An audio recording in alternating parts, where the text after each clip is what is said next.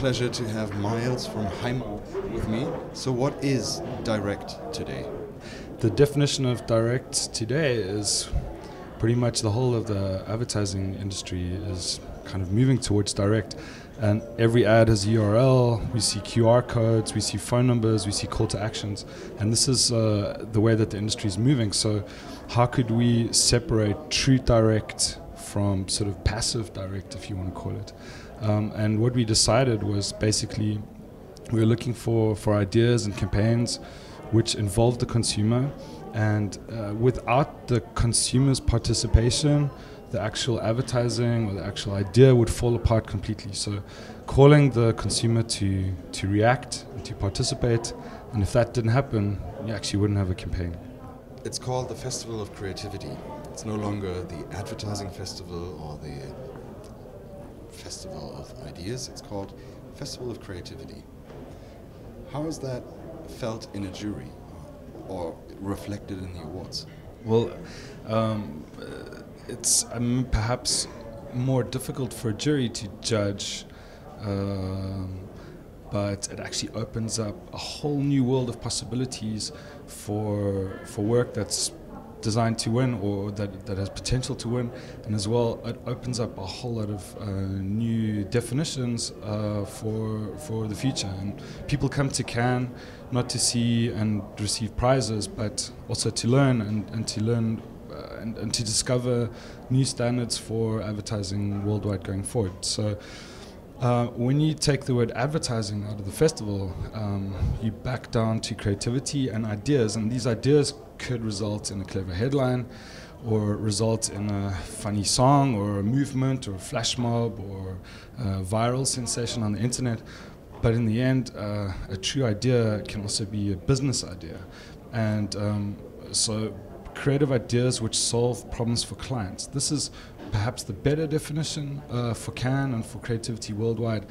And that's where we arrive at big winners in Cannes, like the one behind me right here, which is the Home Plus Subway virtual store, which, as you may or may not know, was basically an agency in Korea called Chaeil, taking their advertising space and turning it into a shop. So, in fact, bringing the store from the high street and into places like metro station, U-Bahns, and bringing the store to the people and allowing them to sort of shop in a new way. Home shopping or online shopping is not a new concept, but this interface of bringing the consumer and the online shopping even closer together and making it easier this is a new thing.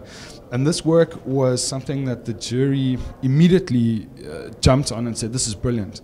And scored it very, very high initially. And then when people started to think about it some more and talk about it and sort of rationalize it, everyone said, no, but this is not advertising. This is just a way of selling. And a lot of people started to sort of fall out, and there was a lot of panic amongst people thinking, well, is this the new standard for the world? But in the end, you come back to the point that a billboard is designed to sell products. And when you close the gap, close the distance, and bring the advertising and the selling so close together, you get this. You get a very happy client. You get a very successful store. And this is exactly the way we should be thinking in the future. There is no headline here. There is no logo. There's no promise. There's nothing. There's just pure selling and a brand using advertising space to make the shopping experience that much easier.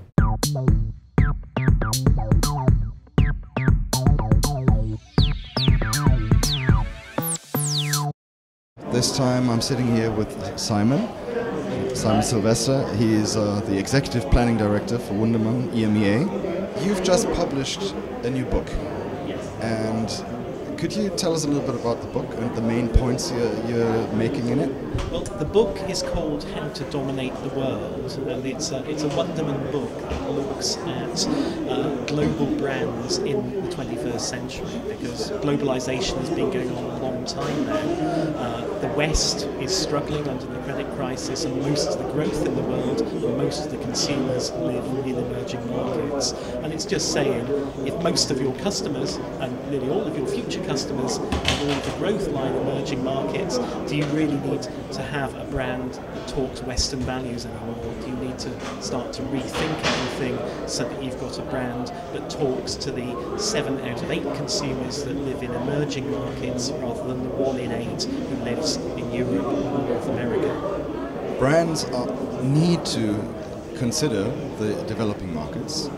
What do you feel about the work and Cannes? Do you think developing and emerging markets are well represented here? Cannes is one of those places that is truly global nowadays, and certainly when you look at the country representation, the biggest presence here seems to be Brazil.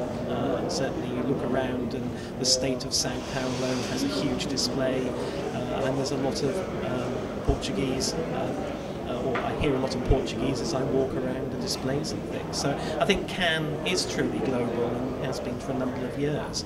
The real issue is when I look at big global consumer goods companies, they're all headquartered in North America or in Western Europe, and when it comes to global brand management, they tend to think about the people who are closest to them rather than the 7 out of 8 consumers of their brand in the future who are going to lie in emerging markets. We've heard in a couple of interviews already that we've done with Coca-Cola, and I know from daily work clients like Kraft that clients are increasingly in-housing planning, building actually quite substantial planning units. Are they rendering planning useless in agencies, or how is planning developing on client side and an agency side? Well, I think there always is an arms race between clients and agencies over who's doing the thinking and where the thinking's at. I mean, go back 50 years, agencies were doing the thinking and it was all about agencies developing advertising and so on. Then clients invented marketing and started to take some of that intellectual activity in-house themselves. Today, it's up to the individual planner. You can either sit in where you've been for the past 50 years and be comfortable with developing stuff in a TV-centric sort of way, or you can get your head very firmly into every single digital development there is and try and sort out what is quite a big mess at the moment for yourself and come up with a philosophy. If you can do that as a planner, you're going to be very, very valuable to the big clients. And I suspect that because agencies are the places where there is more flexibility in terms of what you do and the way you think, that the planners who remain in agencies are going to have great opportunities because of that.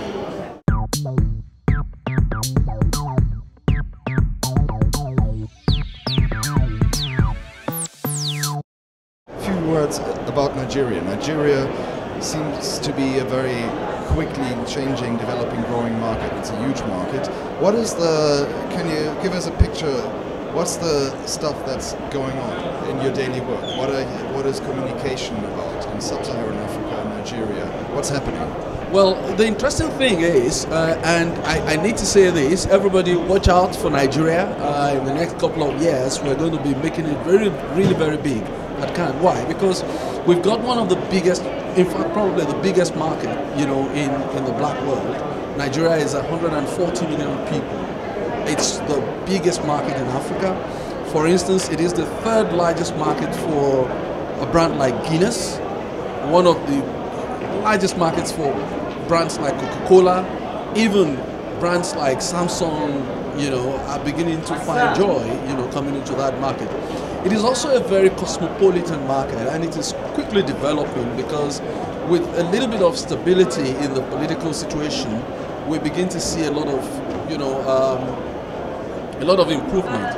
Of course, it's a very highly educated society.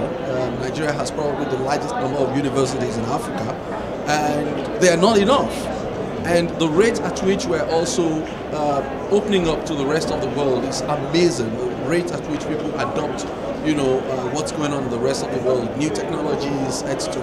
Which is also one of the reasons why it really hurts me when we're talking about advancing technology, about Facebook, for instance, about the use of Twitter and all of those new social media networks, and countries like Nigeria don't even get a mention. For God's sake, you need to come and see what is happening there. It is huge, it is massive. The other day, a couple of guys from Nigeria started something on Facebook and they wanted to see something about the largest number of whatever on Facebook. Now they can do it. For instance, when programs like Big Brother, show on African TV, the sheer number of Nigerian voters. Yes, it is true that we have only one vote, for instance, for countries, but they're able to sway a whole lot of other people, and that shows you the power and the potential of, the social media, in that part. So when other people take, again, let me use that word, a dismissive attitude and approach to Africa, I think they're in for a shock. The African market is an emerging market and it is going to overtake even the European market in the next 10 years. And that means that a lot of attention needs to start being directed toward the African market.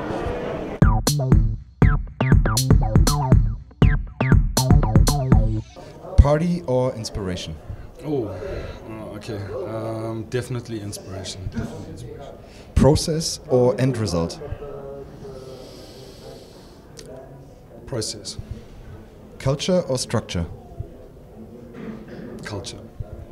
Dream or reality? Ooh, that's a tricky one. Dream. First mover or early adapter? First mover. FaceTime or Facebook? FaceTime. Questions or answers? Hopefully questions. Hopefully. Start all new or improve the old? Start new. Concept or execution? Concept. And tomorrow or today?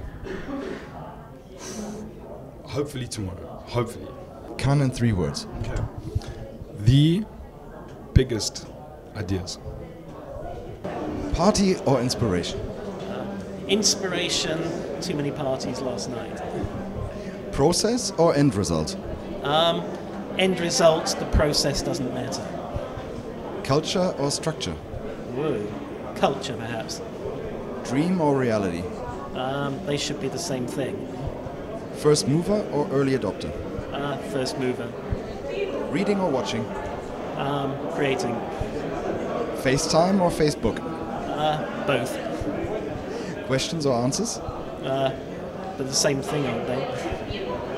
Start all new or improve the old? Start new, I think, at the moment. Concept or execution? If the concept isn't there, the execution will never be there. Yesterday or tomorrow or today? Today is the most exciting time there's ever been in this business. Everything is changing more rapidly than it ever has done. Today is a great place to be. And last question, calm in 3 words. Cool, French, fun. Party or inspiration? Inspiration. Beach or seminar? Loads of seminars. Process or end result? End result. Culture or structure? Structure first, culture. Dream or reality? For me, reality. First mover or early adapter? Early adopter. FaceTime or Facebook?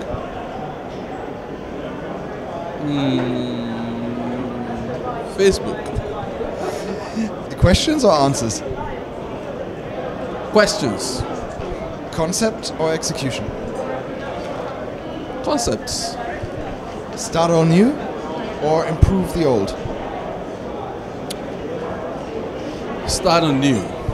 Tomorrow or today? Tomorrow. Can in 3 words, in your personal 3 words. It's inspiring. It is eye-opening. It is exciting.